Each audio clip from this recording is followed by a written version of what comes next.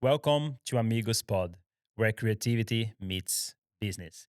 This is a creative podcast for filmmakers and content creators where we interview creators from all over with the mission to help inspire you and help you grow your business, not just with the photography perspective, but also everything behind the scenes that happen in the freelance lifestyle or in the creative community. And for today's episode, we have Marius Hansen, my good friend here from Norway, and he's gonna take us through his journey from being a snowboarder dude into making millions. So Making the without big further bucks. ado, let's get into today's episode. Where should I start? I don't know what I am. I'm many things. So let's start from the beginning. Like, I have a, what do you do? I make a living as a freelance videographer, much like yourself, where I do all sorts of random internet videos for businesses all around the world. And that's pretty much what I do. And it's been a journey. I've been doing it for quite some time now. I think I'm How long? almost 9 or 10 years. 9 or 10 years? So It's been a while. yeah, you said something about mistakes, and I've done a few of those, like you can imagine. That would be nice. Let's get into some of those mistakes so people watching or listening can learn as well. Yeah. But let's start from the beginning. Like, how did you start your creative journey? How old were you when you kind of like get the camera from the first time? I think I started. It started through snowboarding, where it's like skateboarding and skiing and everything. It's very video based. You film each other on the hill and you hang out with friends, and it's a part of the whole Process. yeah, the process, the experience is filming. It's such a big part of the whole industry and the culture and everything. So it just started with me kind of filming the homies with a GoPro, and you like, is it on? And then you ride around. Do you remember how old were you back then? Probably 15 or something. So it was like GoPro Hero I 1. think I had, my dad had a Hero 1, and I think I started with like a Hero 3 or something. That's Nice. But it was all my dad's gear. I And borrowed it. do you remember the feeling? How it was like when you were feeling like filming the friends and then get home, looking at the clips? Yeah, it's the same feeling I still have. Like when you get the clip high, it's called a clip high. When you get the clip and Yes. you feel really good. I remember it always felt really great. It felt cool. Like still with the GoPro 3, and if you got a clip, and even if it was like the shittiest clip ever, it's like, yeah. You still get the hype, right? Yeah, And it the was people so get cool. happy. And I always felt like the videos were good. Even when I started, it felt like a cool video, and just the feeling you get from putting it together in iMovie or whatever software you're using, it just made you feel kind of good. That's the nice feeling. And it's kind of like a drug, right? And you're always like searching for that feeling, trying to get this hype, this moment that you.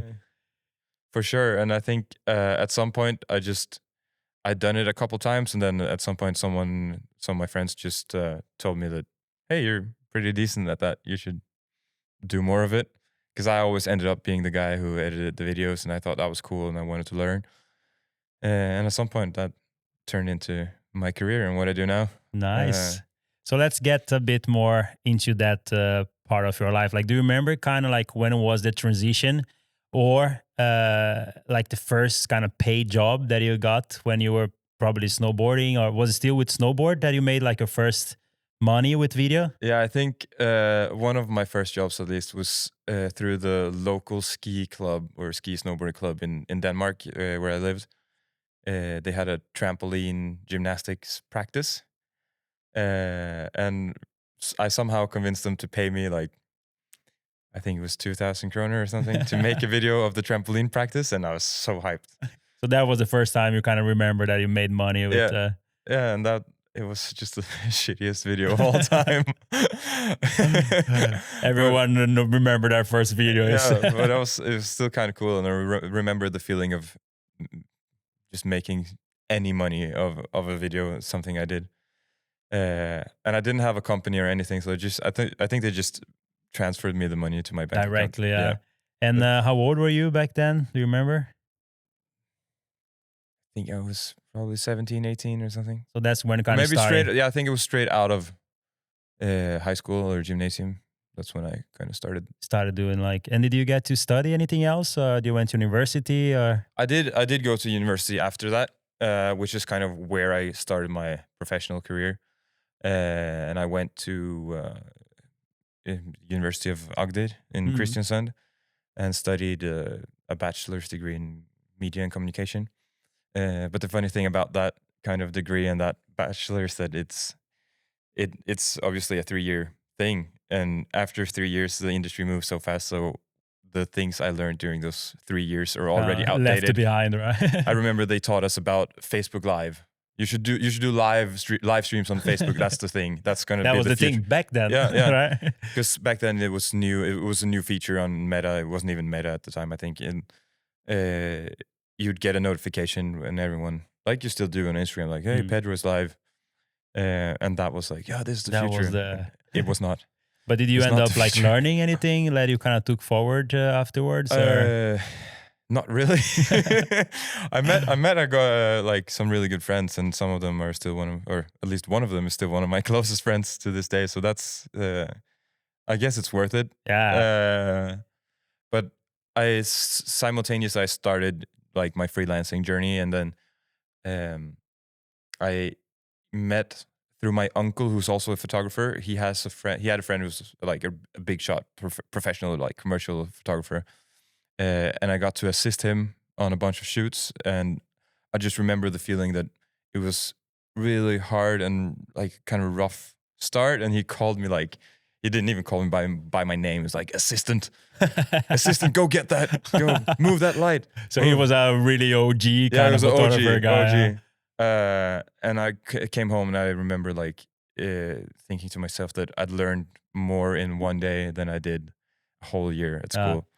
It's quite sad to say, because you're not the first one that comes here to the podcast that actually went to school and end up coming out of school and think like, what did I do with those 3 years? I could have learned a lot. So it's not that I don't advise people to study. I always think like if you have the opportunity, like Norway is a good country to kind of like help out, but you do learn a lot more in the field. It's a safe space, and I think that's the best thing about it is you have 3 years where you can try everything. You can make as many mistakes as you want. There's no clients, there's no budgets, no pressure, there's no pressure, and you can just try. And for some people, it's the right move, and for some, it's not. For me, it's, I don't know, a bit of both. You end up getting some good friends and some good experience, but professional-wise, maybe it goes a bit slower, like you said. But I think I had to have some sort of structure, some timeline that's like keeping me going forwards. Otherwise, I wouldn't know where to go. And I think that's especially in the beginning, direction is more important than speed. Yeah, 100%. And I think it's still important, but you just have to. You need someone to guide you in some sort of direction, because there's so many possibilities, and if you don't know where to go, you just end up being paralyzed and you don't do anything. And did you get any kind of mentor or someone that kind of help you out along the way to kind of, like you say, maybe guide you into the right direction? I think, especially in the beginning, like the photographer guy I told you about, he... what is his name? Eric Ruud. He's a funny guy. In the beginning, he's obviously an adult. Yeah, and you were a kid back then. And I was a kid, and I remember the first thing I did is I dropped all his gear. I got a cart and put on all the lights and like HMI lamps. It's like really expensive things. I dropped it all on the floor. And he's like, hey, go get that thing. And I just stood there like a big question mark. And he's like, oh my God, you're fresh. You're so green.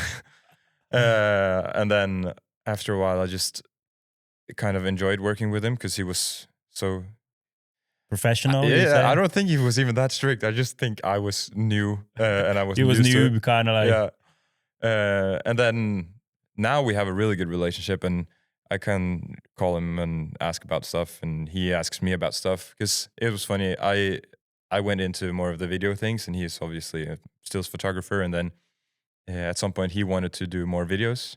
So he called me in to ask for tips, and he brought me on bigger shoots to help with videos. And I taught him what I know about videos, and That's we can the kind of share. cycle of life, right? Like Yeah. you kind of are at a moment of need that you Yeah. need that kind of help, but then you never know tomorrow. And then Yeah. like the flip the coin, right? He was the one needing the help. So Yeah. what would you say for those that maybe are looking for someone to kind of learn from, that like you had the opportunity to assist him?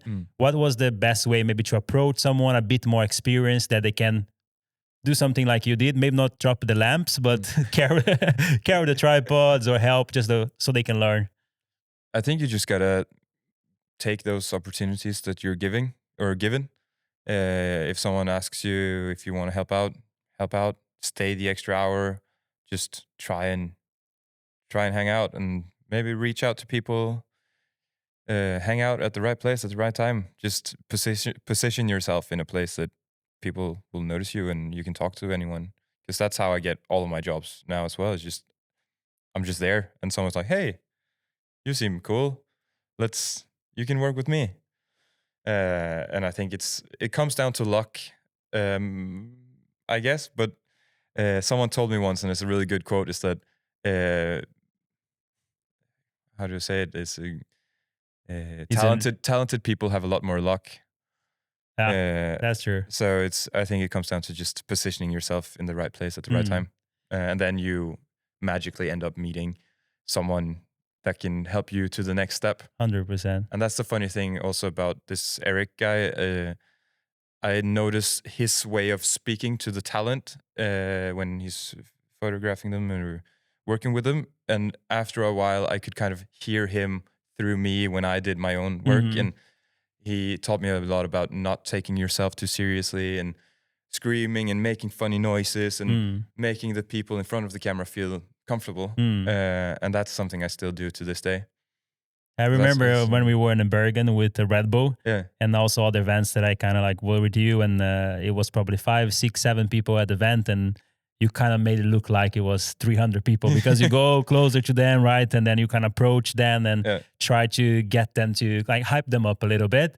So share a little bit about like maybe your techniques to kind of like make the people on the crowd or the model or whatever kind of react to you, and then you kind of get what you're looking for. I think it's a funny thing that happens when I have a camera in front of me, because it kind of acts like a shield between me, like a person, and the people in front of the camera. So I can do whatever I want and say whatever I want, and people just think it's funny. And I think that's I do a lot of event works, and the thing is, when I try and I just direct people like it's a commercial set or whatever other set you're on. And if you just ask people, they're always down to help. And hey, could you stand there and smile there and give him a hug? And sometimes I get people to kiss on camera, and that's really funny. Especially for like young people at parties. Hey, you guys should kiss. It's like, no, yeah, you're a couple now. Oh, okay. And then they kiss. It's so obvious. You're seeing like a guy trying to hook up with a girl. It's like, hey, you should kiss him. And then okay.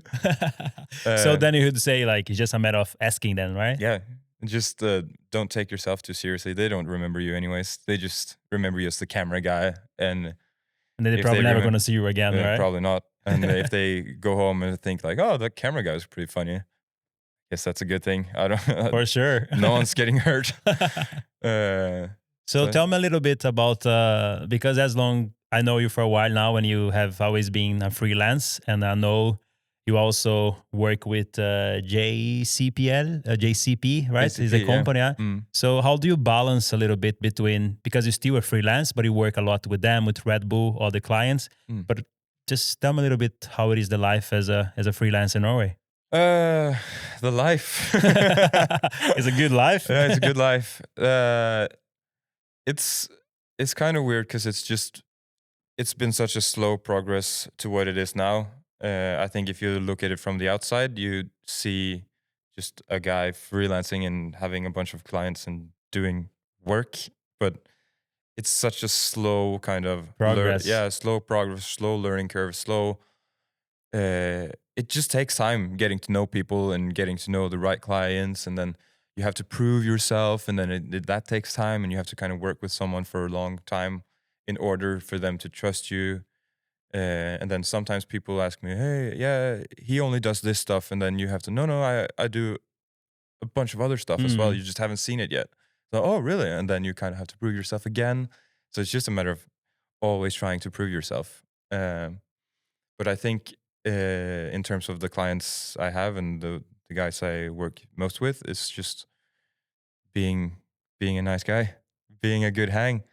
And of course, you have to deliver on what you're there to do. But especially in Norway, I think everyone's here to have a good time. For sure. If you're miserable, or if you're not a good person to work with, if you're not flexible, if you're kind of too strict, people don't want to work with you, even 100%. though you're the best. There's a bunch of people out there who's better at me than at filming or at color grading or at editing or photography, anything. But as long as you're a good hang, people want to work with you, and then you just have to deliver on time and deliver. Under promise, over deliver. I think that's the goal. Yeah. But would you say as well, like, would be around probably 70% being nice and 30% your skills? Probably, yeah. if not more, I think. I agree. Because I used to say as well, like, everyone nowadays is quite good, right? Like, what's gonna make a difference between me, you, or somebody else is really small things here and there. But like you say, like, is it nice to work with? Yeah. So that's gonna play a big like role probably when the client's gonna like reach out to you to have you as a filmer for their 100%. And I think it's a fine balance between a professional business and also just being a good friend, being able to pick up the phone, hey, what's up, how are you, and not having like this very strict contract or whatever it is, because some people are really afraid to get fucked over, basically. So you have this super strict contract, and you have a super professional email, and you have a perfect pitch deck or whatever. But in most cases, or especially like in my kind of niche, everything is really quick. So the turnarounds is really quick, and, really fast. And you have to be able to, hey, can you come like in 2 hours and do this, or can you go to France for a week on Monday? And you have to be able to just jump on and be friendly and talk to people. Like, there are also people on the other side, even though it's a 100%, business. yeah. So how do you do, like, normally, like, if you're gonna go on a vacation with your girl or plan something, like, because I've been also freelance for a long time, but I wanna hear from you, like, how do you do it? Because we kind of get this similar lifestyle, right, where things happen really fast. How do you plan things? I don't. I don't. I'm really, really bad at planning, and I know my girlfriend hates me for it. It's not our fault, I would say. No, it's not. No, it's thank you for saying that. I'll send her this clip. No, because it's kind of a paradox as a freelancer, because as a freelancer you get a lot of freedom, and you get to decide how your day is going to look and what you're going to do that day or the next week or the next month. But having that freedom is also kind of it kind of limits your life as well, because you always have to be available for clients and for people to call you, and you never know when the next project is going to show up. And a lot of times, especially for me, I don't usually know what's going to happen in 3 weeks. I mainly have like next week and the week after. Sometimes, maybe, yeah. So people are like, "Hey, how's May looking?" I don't May's know. there, right? May, yeah, I don't know. I think I'm alive. Hope so. Yeah. So it's really hard to be. You have to be always available, but you kind of also have to. I think I've learned like this past year that I wouldn't say I've made it, but I've made it to a point where I can relax a little bit more. I can. If I go on vacation for a week or two, it's okay. It's not going to stop. Yeah, my clients are not going to go away and find. You have enough of clients to kind of. It's going to be fine, and I think they kind of respect that. Hey, I'm on holiday. See ya when I'm back.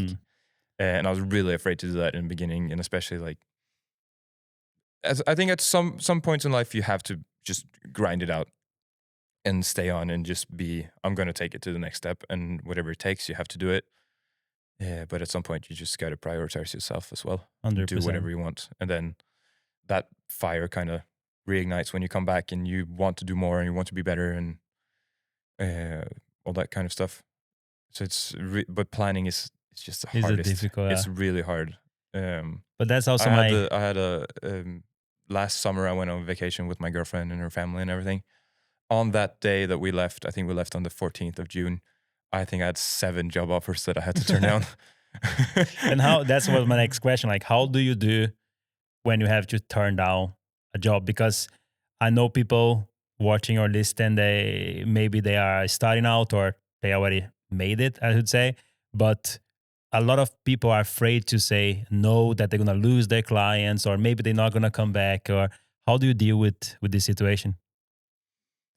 It's really hard. It's really hard to say no, I think. But for some people, especially, I think you kind of have to find your niche in a way. And then it's okay to turn down the jobs that are outside of your niche. Because I think if you want to be really successful in the creative industry, you have to find one, or not one, but a kind of specific niche that you want to be the best at. Or you don't necessarily need to be the best, but you have to be the only. And I think that's a key thing, is that if you're the only guy who does this, you're going to be obviously the one that people are going to call. So if you do some car photography, some weddings, some events, you're just going to do a bit of all. And then I think that's really good. You're easy to be replaceable. Yeah, I think it's really good in the beginning because you learn a lot. And you find your thing, and you get to know what you enjoy and what you don't enjoy. I don't do weddings, for example. I hate doing weddings. I've done a couple, and it's just the worst experience ever. So I don't feel bad for turning down weddings. Just find someone else. It's not something you enjoy doing anyway. Because for me, it's just another day at the job, but for them, it's the most important day of their life. Exactly. And I really struggle to put myself in that situation, because I'm just like, oh, I've been here for so long, I want to go home. I completely understand. But turning down jobs is really hard, and especially like I said with the vacation thing, if you book a vacation and it costs you 10,000, and then you get a job offer for 50,000, that vacation kind of costs you 60. Yeah. And that kind of logic is really hard sometimes. Oh, this is an expensive. But so you're not afraid of saying no to the client, I would say. But I don't really say no. You cancel the vacation. Yeah.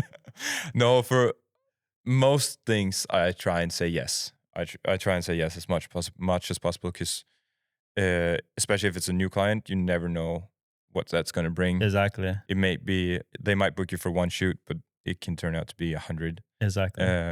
So I think it's really important to kind of stretch yourself a little bit for new clients. Yeah, but also for your old clients, because you want to show respect for them working with you for so long. So you just got to be flexible in every way to everyone. So as I understand, say no, it's a hard thing. Say yes when you can, and say no when you have to. Yeah. And I think that's a good rule of thumb. And also just prioritize yourself, because otherwise you're going to get burnt out. 100%. And no one wants that. No. You think you want that. I've thought I wanted it. And it's kind of a weird thought, because when I started, I always saw like the cool video guys and the cool guys that I looked up to. They all got burnt out at some point, because you're like grinding so hard, you work so hard, and I got burnt out. And I never thought that you weren't working hard enough until you got burnt out. But it's just so dumb. It's such a dumb thing. But how did you do to not get burnt out? I don't know. I feel like it goes in periods of time. Sometimes I feel really burnt out, and I can push for a period, and then I get some days where I can't do anything. You need to take a break. Yeah. But then you can come back, and especially in winter, snowboarding helps me a lot with that. Snowboarding, skateboarding, being outside, being active, using your body and your mind in a different way than just sitting at a computer typing and moving things around and listening to the same 3 frames of music over and over. Time, and I think that's what kind of keeps me from getting burnt out. I'm really, really happy that I have something to do, something I care about that's not work related, that kind of just gets me excited and gets me through the day without having to maximize profits and maximize business and planning and all that stuff. You just do it because it's fun. It's fun, right? So getting a hobby, you would say, something important for 100%. not to burn out. Yeah, it's the most important thing. And I also think, going back to the business part, it's really important. If you have something extra, like if you have like the snowboarding, skateboarding culture, where their video or filming and all that stuff is such a big part, you can use that as an extra thing or more spice in your business and all your other content creation, because you have another eye than people don't. Exactly. A lot of people in the creative industry only have the creative industry as their hobby, kind of, right? Yeah, and it was for me as well, but then it turned into a job. But you need something extra, I think. Or you not necessarily. It's not. That's just what works for me. But if you have something more than just nerding out on camera specs, you're gonna, because it is like a kind of like a lonely lifestyle if you do that by yourself as a freelance and you only work like the whole time. Yeah. And especially if you don't have a hobby like anything else you do, you kind of get really lonely. So for in your case, it was probably not the same because you had snowboard, you have skateboard, right? So you didn't feel that lonely, or at some point of your career you felt like you were doing things too much alone and you need to kind of like look for a change? I still think I do. I'm quite lonely in a way, because, and that's the thing with freelancing, is that everything relies on you. You have to pull all the load every day. So sometimes I really miss like having just one guy show up at the office and hey, I thought about this last night, or I did this little thing while you were gone. But no one does that. You have to do everything yourself.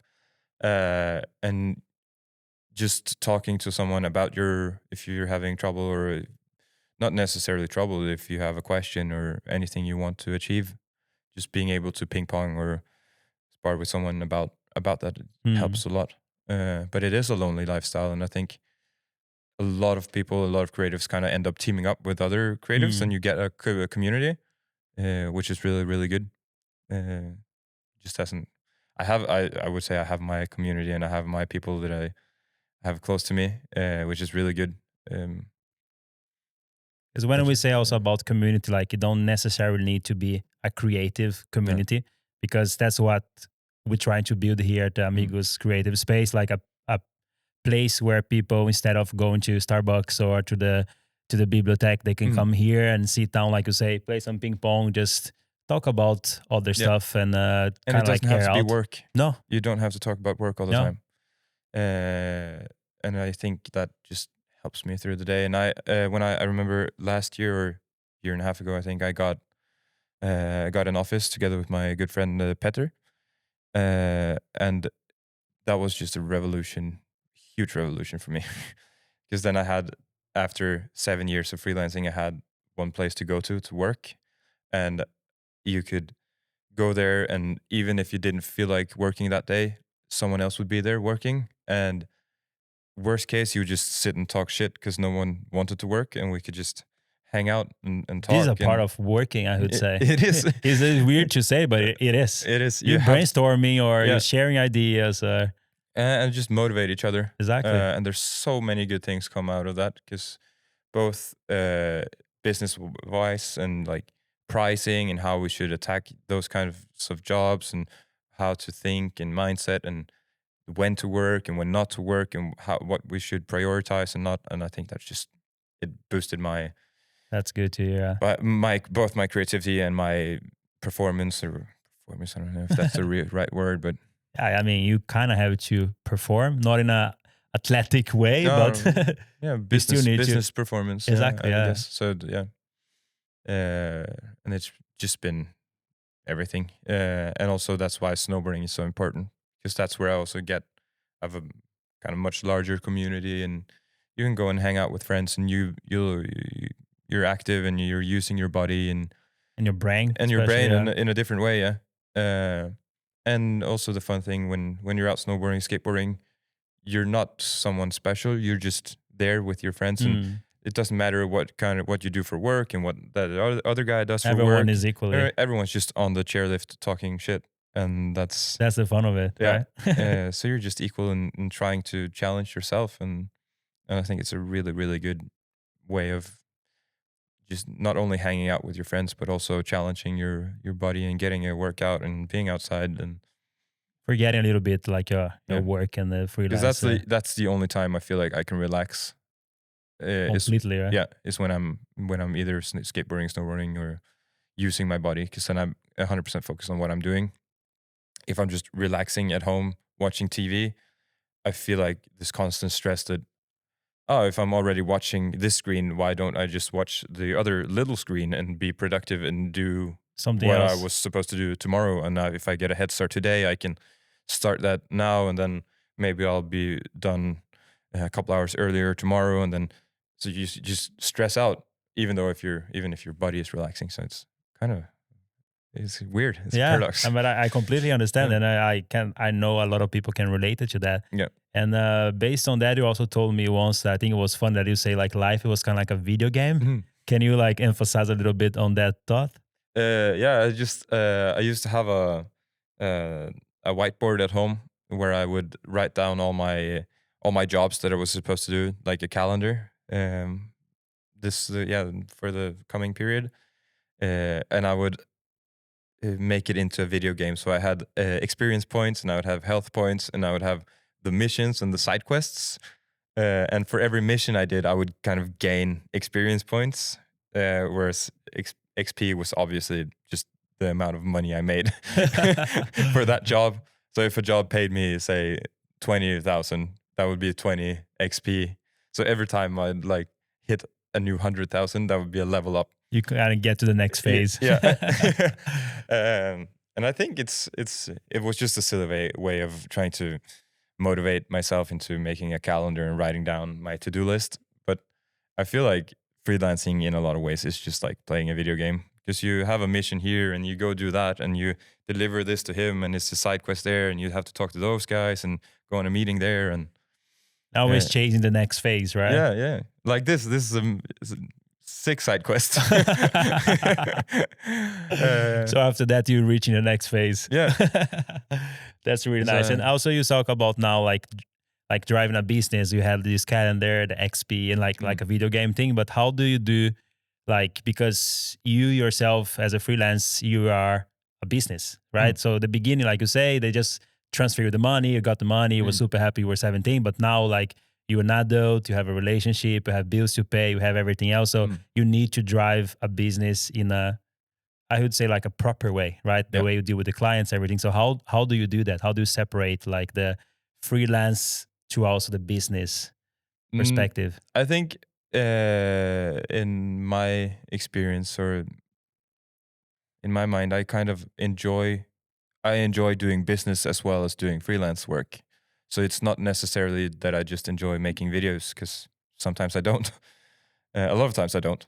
But I really enjoy running a business. And even though it's just me and it's a very small business, it's still a business. And I think a lot of freelancers could benefit from such a process, or such a thought, that you should start treating your freelancing as a proper business. And you kind of have to enjoy doing the boring stuff as well.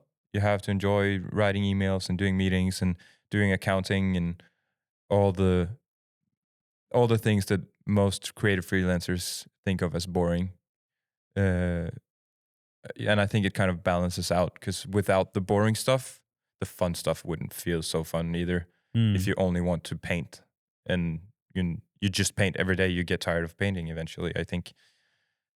So if you learn to enjoy the business side of it and try and understand everything there is about running a business, I think you could just, at some point, you could run a different business or do whatever else you want to do.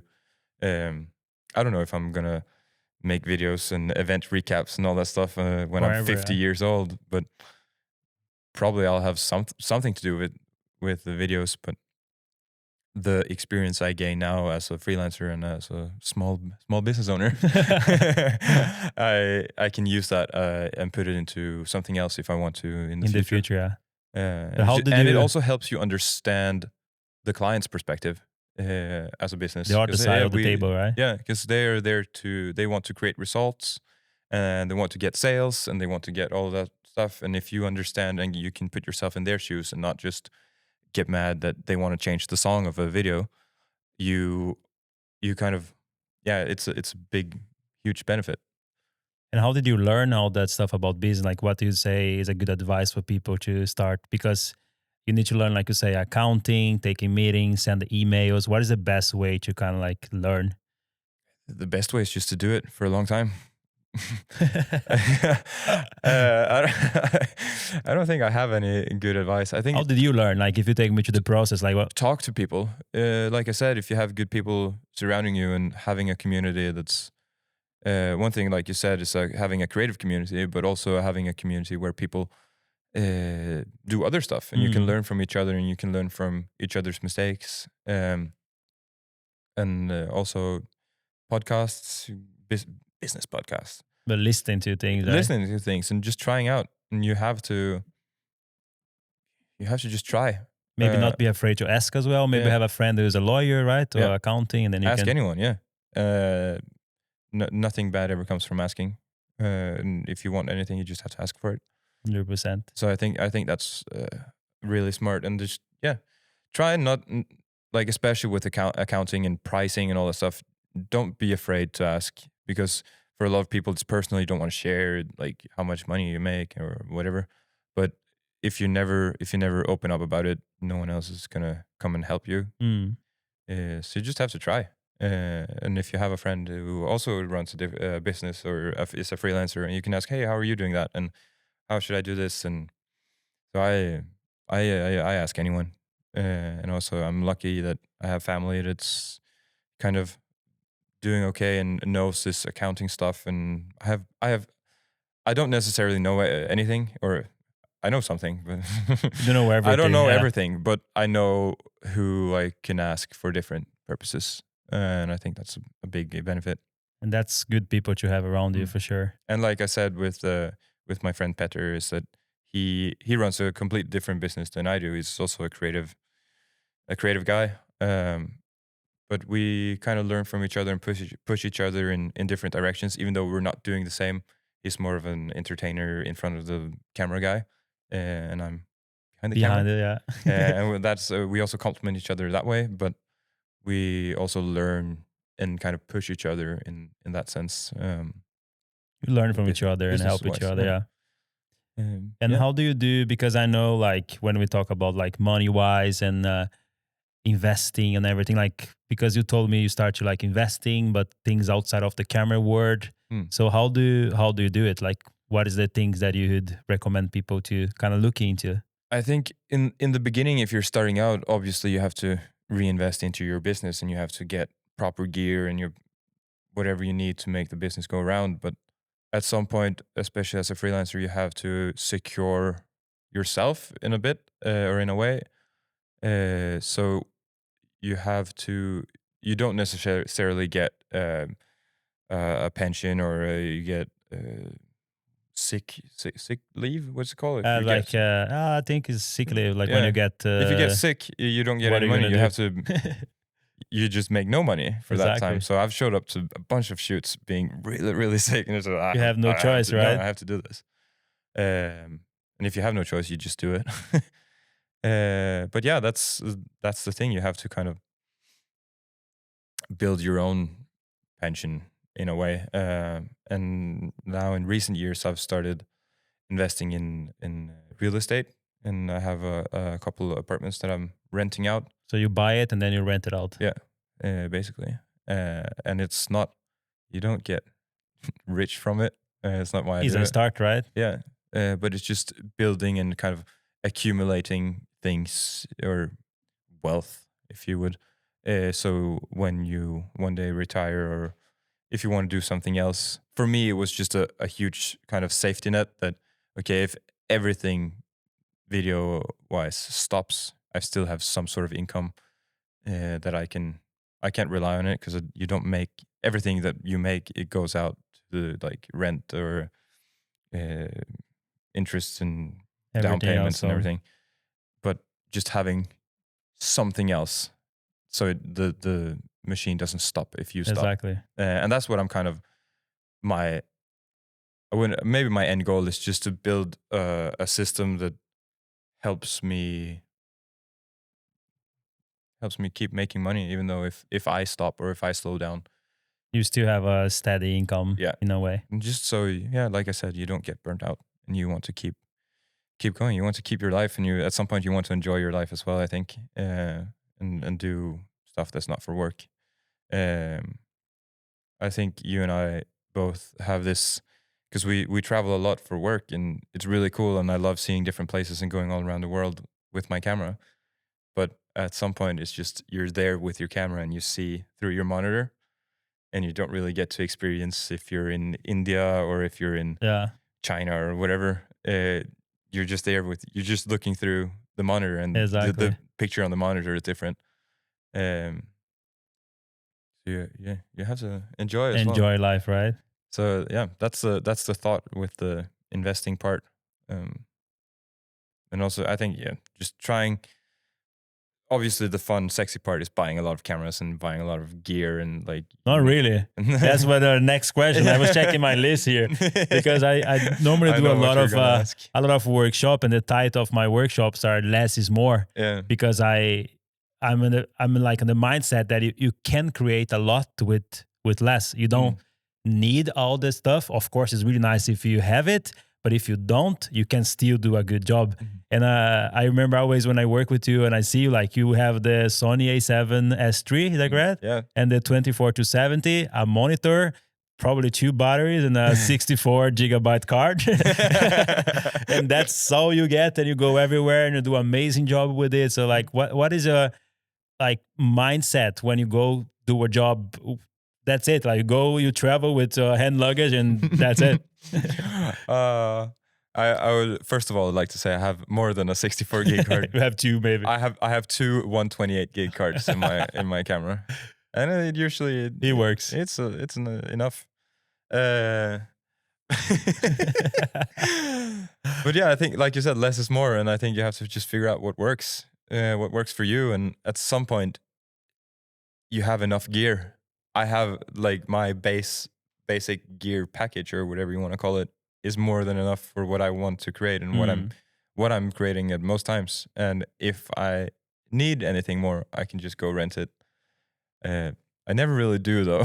I would say that. I never because really I remember too, like, oh, if you need this, let me know. And you never say anything. I was like, hey, he never need it. Yeah. No, my 24-70 is a golden. I think I'm actually thinking of replacing it now to a newer. How long do you have that?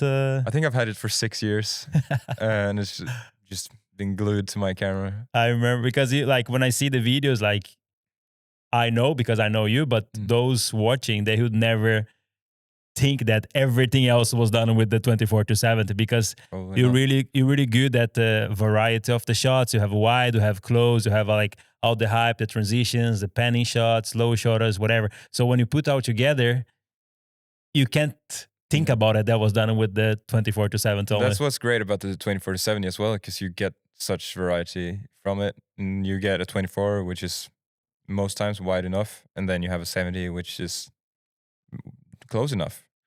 And if you need it closer, you can just move closer. Exactly. And if you can't, you just don't move, and that's it. Move on to the next shot. No, I have to say I do own other lenses as well. Good to know. Yeah, I have a 8mm fisheye, which is great, and like a 10-18 wide angle, and I have a 100-400 zoom. Wow, I'm impressed. Yeah, I have 4 lenses. How many times have you used those? The zoom lens, the 100-400, I bought because a friend of mine invited me to go to Svalbard, and I was like, I'm gonna photograph the shit out of some polar bears. I never went to Svalbard. And you still have the lens. I still have the lens, and I use it maybe once or twice a year. But the 24-70, I have to say, is just a great lens. Yeah. Just go buy a 24-70. That's all you need. Yeah. I always, when I meet people, I think you're either you're either a 24-70 guy or you're like a 16-35 Yeah. and a 70-200 guy. And I never understood the 16-35 people. This is probably the vlog people, right? Yeah. That want to vlog themselves, they Yeah, might yeah. need that. But if don't. you have all of them, that's like, for me, I could live my whole life with one 16-35, one 24-70, and one. Yeah, that's the 70 to difference between 200. you and me. I could live my whole life with just a 24-70. I could as well, but I mean, if you could have all the three of those, Yeah. it's a good kit to travel with, because then you don't think about anything else. Whatever comes your way, you're good. 100%. But and I think it's for a lot of camera people, you kind of get into the trap of buying more gear. More gear is better, but it's not. Yeah. Just if you use whatever equipment you have and just try and get better at your craft. It's kind of cliche to say, but it is true. It is true. And gear is not everything. Gear won't make you better. A better photographer, better videographer, whatever you are. Just do whatever you can with what you have. And I've been using. I bought my A7S III 5 years ago, I think. Yeah. And I bought the 24-70 the year before that, I think. And I still haven't reached the limits of what it can do. I can still keep pushing and keep learning new stuff about it, and it's great. Yeah, and that's the thing with cameras like these days, is they're so good. Everything is good. So you'll hit your limitations way before you hit the camera's limitations. 100%. It's like an iPhone, like a normal phone. Like how many people has it that they can not maximize the use of it, right? But I always used to say, you only should upgrade if you actually are at the situation several times that you, like you say, 24-70 with the polar bears. Let's say you were in that situation several times, and then you think, oh, I think maybe I need a 70-200. Then it's worth investing because you're in a need of it. And then again, most times if you're gonna photograph polar bears, you probably have a friend who has a 70-200 you can borrow or anything. So you don't necessarily need to buy all it. Yeah. But yeah, you still want it though. I also want a lot of gear. I mean, I always go through like photo.no shop and like window shop for gear and check what is up there. I just hope that something new comes out. There's I need that. But I don't know. No. I mean, the A7S III, like the new is like the FX3, right? Just a different body, but you can, if you're doing video, you can use that for a long. But it was, I remember when it came out, it was so revolutionary. It was just such a good camera. I bought the A7 III like 4 years before that. Like that was the first camera I bought with my own money. And I remember when I went to buy it, I was like, should I wait for the A7S III? Because the A7S II had been out for a while, and there was rumors that a new one. Maybe the A7S III is coming. And I'm glad I didn't wait, because it took like 3 years before it came out. But the jump from my old like Canon camera to the A7 III to the A7S III is just insane. And you still use it till now? I still use it now and make a live out of it. I do, and that's the crazy part, because when you buy it, it's such an expensive camera. It costs like 50,000 or something. But then, if you see how I've been able to make a living out of one single camera. Exactly. So you have made that money back a long time ago. Yeah. And I don't even have a backup camera. Exactly. Right? I have that one. If it breaks on me, I'm doomed. But I've always I've come to terms with the camera. It's reached the end of its life, because it's been through so much. Yes, it's been fully submerged in water, and it's still doing fine. And it's been in snowstorms. It's been everywhere. So in my mind, if it goes now, it's worthy. It's had a worthy life. You have reached thank you. You have provided me enough. Yeah. So I'm not really scared of it. It's like the steps of accepting death. Yeah. I would say that. I've accepted it now, but I still think it kind of holds on. So that but camera, my 70-200 is due for an upgrade. That's a good thing. We can talk about that later. Yeah. Have some connection at Sony. Nice. But that camera has taken you to a lot of projects. But what would you say was the most fun project that you have done? I think I do a lot of fun projects. and I work with a lot of fun people, which is, I think, the main thing. A lot of the times I do what many other creatives would call boring projects, but for me, it's as long as I work with fun people and nice people, it's still a fun project. Becomes a nice project. Yeah, because you're around nice people, and then anything can be fun, even though it's the most boring job on paper. But for me, like if I have to pull out one like specific project, it's when I really started my kind of professional career. I made this documentary series that went on Norwegian TV2. It's called Døds or Die. It's about death diving or dutzing, and that kind of really, I think it really started my professional career in a way. So that's when we made kind of transition from being a amateur to become a full-time freelance. Yeah. Yeah, 100%. And that's also when it kind of clicked in my mind that I'm here to stay. Kind of, I've made it to a point where, okay, let's go. I'm not trying anymore. I'm doing it.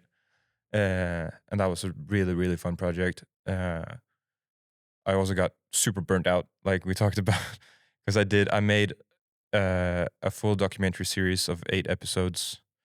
Alone? In one summer alone. Oh, in one summer? Yeah. I made everything. I wrote it. I wrote the script for it. I sold it, or I sold it to the Døds Diving Federation, and they had a media agreement with TV2. So I wrote it, sold it, wrote all the characters and the script for it, and I filmed it, edited it, did the delivery and everything. So you did the only thing I didn't do was subtitles, and they messed good. up the subtitles. But it was such a fun project because I could see for every episode I made that the next episode was way better. So when I would reach the final 8th episode, I really want to go back and start over on the first one. And that just kind of represents how much I learned from that process. The process, yeah. And I talked to so many people about different stuff, because when you're delivering stuff to TV, you have to follow a really strict audio guideline, and I didn't understand anything.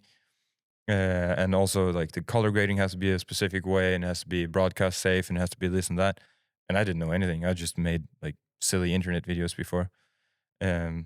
It's a tough industry to work with. It's a completely different from what we do now. Yeah. It's a different, like you say, settings. There's a whole process, right? Yeah, and it was just a completely new world. And I've filmed the whole thing on my A7S III and that's my impressive 2470.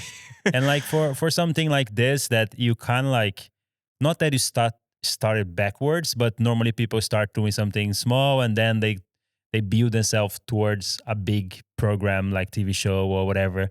Episodes. So like, how do you do, for example, with pricing? How do you price something that is considered like it's quite a big project, like especially if you're gonna do that alone?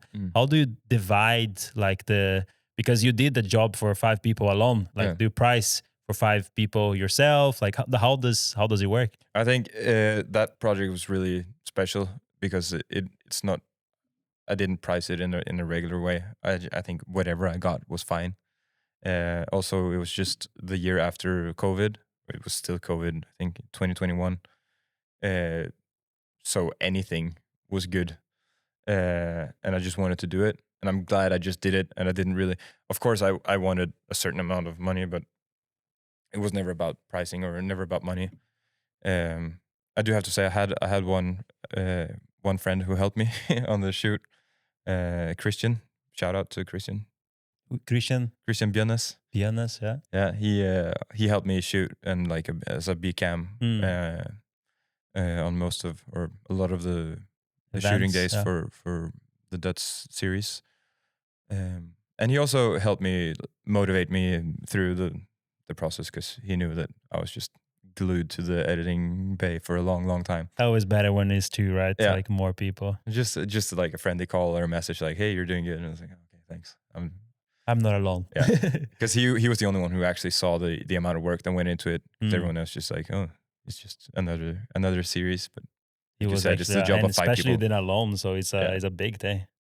So of course I had to pay him as well. But again, it's not a lot, not as much as it should be. And I think the good part about doing it so early is that I just did it and I got to do it, and that's what pushed me into my career like it is now.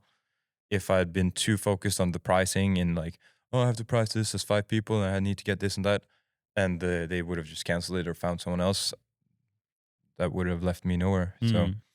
And you were still in the beginning, so for you, whatever comes, like you say, was a good, good I business. felt like it was a good payday, but I got so tired of it in the end, and I got really burned out after that summer because it was just so consuming. Intense, and yeah. It was really intense. But how do you do now? Like, because now you are more mature, you know the business. Like, how do you do with like pricing?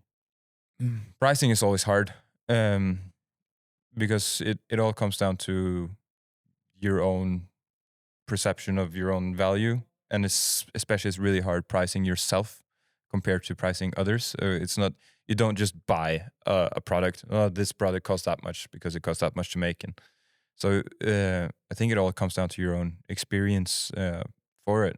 And every year I've thought, now I've priced myself in a way that I can't. Now I've reached the limit. I reached maximum pricing. But then I always learn that I can keep pushing more. And I get new clients and I get new projects and bigger projects and I get more trust and I get more all that stuff. Yeah. Kan vi pause i 2 sek? Jeg må veldig tisse. Kjør. Ja, jeg klarte ikke å tenke. This is the first time someone has stopped a podcast because they have to pee. We'll be right back. We're back. We're back. You went men get his needs, right? Yeah.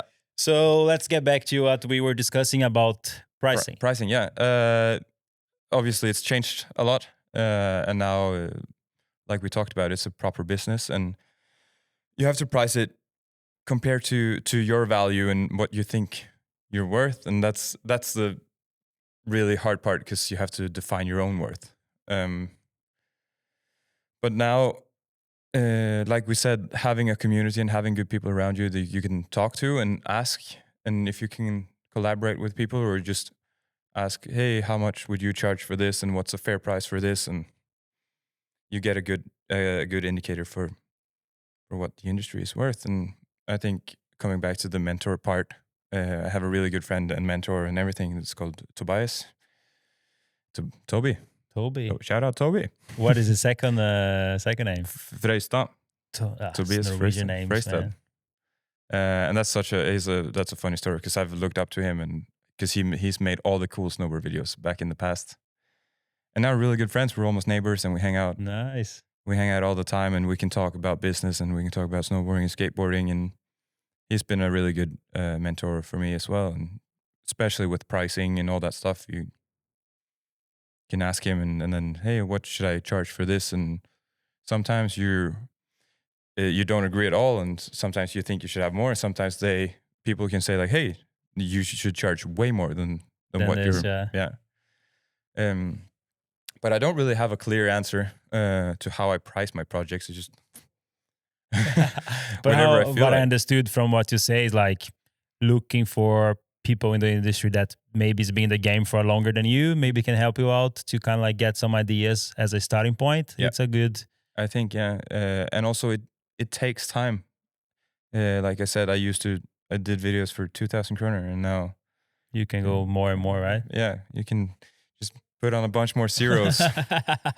And you know, like what is you worth it now, especially after the TV show that you did, like, you know how much work you have to put into it, the amount of hours, and also you are a completely different person than you were 8 years ago. You have progressed. So as I would say, if you would do the documentary now, you would use much less time because you know much more than you knew 8 years ago. Also, I don't think they would afford it. No, that's exactly right. So like, that's a good thing for the next question, because what would you do different now if you had to start it today? So people listen can kind of like have an idea and kind of learn from the things that you have done wrong. Mm. That's a good question. Um, I don't. I don't think I would have done that many things differently.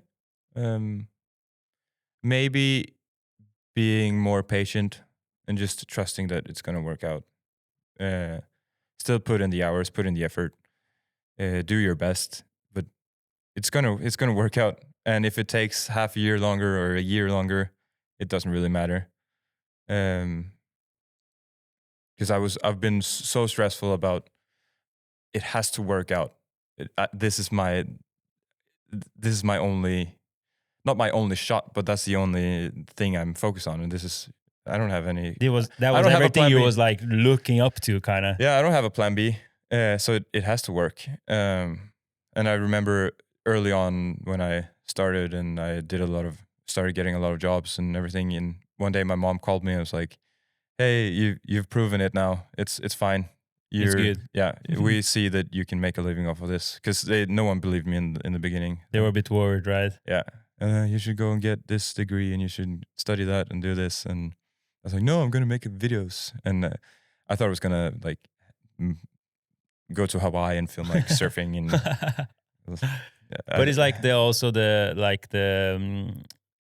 people back in the days, they also didn't know anybody closer to them that was kind of making a live out of it, so they have no reference. But now it's getting more and more and more, Yeah. right? So it helps that you doing, I'm doing, somebody used to do. And then if someone comes now to your mom and say, "Yeah, my son is doing YouTube videos," Yeah. she would be like, "Oh, that's really good, because Yeah. my son also makes a living out of Yeah, videos," exactly. right? Uh, that's perfectly said. It wasn't like when I started almost 10 years ago. It wasn't that known. You had like, obviously you had some like big YouTube guys that I and a bunch of other people looked up to, but it wasn't like a clear career path. And I think we got lucky in a way that video production, all this stuff that we do, has become so big and such a crucial part of any business that I don't think we're not going out of business anytime soon. No, never. Even with AI and all that stuff, we still have a lot left to do. And so I think it's just kind of lucky that I chose a career path that's just like, and we were born at the right time. Yeah. Because if we were born a bit earlier, that would be also a problem, right? yeah, because I think that's as well. It comes down to, obviously you can be a good photographer and a videographer at any age, but at my age, what I've done, it's just made sense, the kind of jobs I've had during different time periods. Because when you're like in your early 20s, you're still young and you can go out and party. You can be seen as one of the event goers or party goers or whatever it is you're filming, and you kind of go under the radar, and you can do more stuff. Yeah. Not if you're like old and gray and stand film like 18-year-old girls, that doesn't work out. No. Or it And probably I'm does. checking the time now. You soon have to go to a Red Bull meeting, because it's one of do. your clients, Yeah. our clients. We work a lot with them. So shout out to people at Red Bull. So the last questions. What would you say to the people out there, like to do or to think about it, like your last message? Oh, the pressure's on. The pressure's on. No, it all depends. Like I just assume that the people watching and listening are somewhat into the creative industry, and either you're at the top or Starting out. You're here for a reason. But like I said, I think it's just about trusting the process in a way, and it's really. I regret that's my that's our quote. That's such a cliche, but it is. Is it true? It takes time. It's so easy to kind of compare yourself with someone who's at another stage in their career and be like, "Hey, I want to make that much money, or I want to be with those clients, and I want to do that." But you're gonna get there eventually. And when I started out, like my dream client was Red Bull, and I really wanted to work with Red Bull, and it was all like my biggest dream. And now I work with Red Bull almost daily. Exactly right. And it's super cool. And it just it works out. Just do your thing and keep working on whatever you want to do. But I think it's also like you say, like Be a nice guy. nice guy, but also like trusting the process. I think is like you say, is a cliche thing, yes, but it is the truth because I like to emphasize on that, like you say, on the lucky part. Let's say 10 years ago, you were lucky enough to work with Red Bull, but I wouldn't say maybe you were ready. No, me right? neither. Yeah. So I'm that's glad why I didn't. exactly, because then you would burn the opportunity at the beginning, Yeah. right? And then maybe they wouldn't call you again. So you trusted the process, believed that would be possible, and now Red Bull is like going to the supermarket. Yeah. I would say. Not really, or kind of. Kind of. But let's not tell them that. No, but don't listen. But no, but I think it really comes down to, like you're saying, the moment is going to come and you have to just be ready for the opportunity. But 100%. also, especially in Norway, just be, if you're a good hang, if you're a nice guy, and if you do your best, it's gonna be all right. And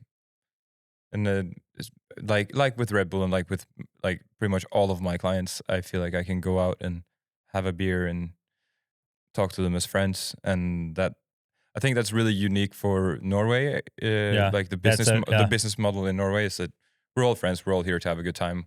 Let's hang out with each other and do the work we're supposed to do, but still we want to have fun. 100%. So be a nice guy and kind of, for myself, I kind of prioritize, not that I wouldn't say I'm not behaving professionally, because I am, but I prioritize being friendly and making people laugh and making people feel comfortable and making them, if you get them to remember you in a way, great, because that means you're gonna be on top of mind. You when gave they call. them a nice experience, right? They will, like you say, they will always remember. Yeah, because it's so different that you have so many aspects of it. You have the technical working on your craft, trusting the process thing, but you also have the business side of it and how approaching clients, how you should approach clients, how you should talk to them, how you should talk to the talent that you're working with, how you should talk to athletes, and like you also work with arguably one of the biggest athletes of all time, Neymar, for example, or any other big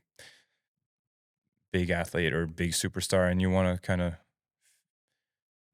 be able be to friendly, but also know how to communicate with them. Yeah, without and you don't being want to be unprofessional. too kind of starstruck. And, I don't want to talk. I'm so scared to talk to this guy. And it's a balance, and you kind of figure it out as you go. And it's not dangerous in any way. Just talk to everyone's. Even if they work at Red Bull or work at any other company, or it's an international superstar, they're all people. Yeah. And if you're a good, like I said, if you're a good hang, they will notice and 100%. they will like to work with you. And I think that's it. Nice. That was some nice message for everyone. So we'd like to thank you for your time. Taking the time to join the podcast at the beginning and be one of our guests here. That was a lot of good tips there for people. Thank you for having me. Always. It's a bit messy, but I hope it makes sense. It's okay. You take a break to pee. That's normal. That happens every time. I was shocked we didn't have a scheduled pee break halfway.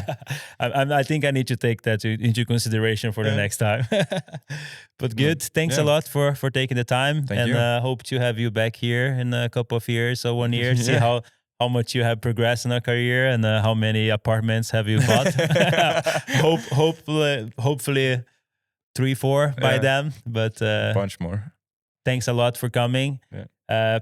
Remember to subscribe to our YouTube channel. If you listen, sign up for Spotify, Apple, all the platforms, and hope to see you on the next episode. Peace. Peace. Thanks, man. Yes.